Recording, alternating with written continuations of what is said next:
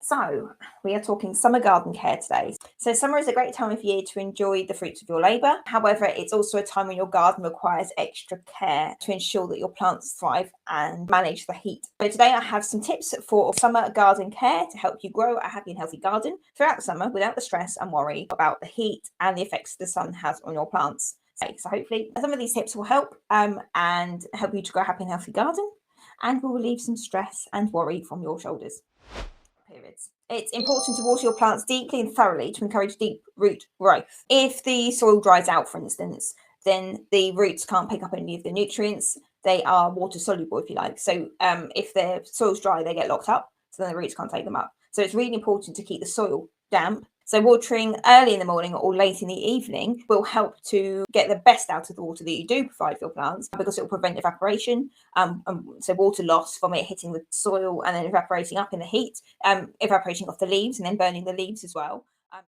I can't look to the future, but using my sense of common sense, I can see we are moving towards a time of earlier and hotter summers. So, in my plannings, when I'm looking at the garden, it's becoming more apparent that we need to incorporate more drought tolerant plants into our planting plans, if you like, into the garden in beds and borders and containers.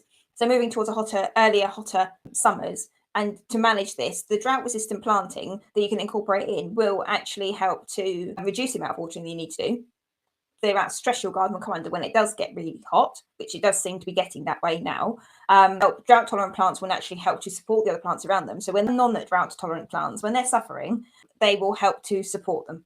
So plants like lavender, rosemary, yarrow, and echinacea, they're four really effective and really pretty drought tolerant plants. Now, all four of those are extremely attractive to bees and pollinators in general.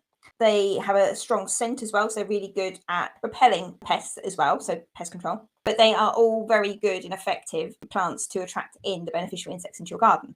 Now, if you've got these flowering while the rest of the garden is slightly unhappy because it's too hot, these guys aren't going to care. They're quite happy in their world. They will keep flowering and keep you attract in the beneficial insects, repel the but nuisance insects, if you like, the bad insects, repel those as best they can, and they're going to keep growing and supporting the garden around them. So just having a few drought resistant plants in your garden will really do wonders for a hot summer.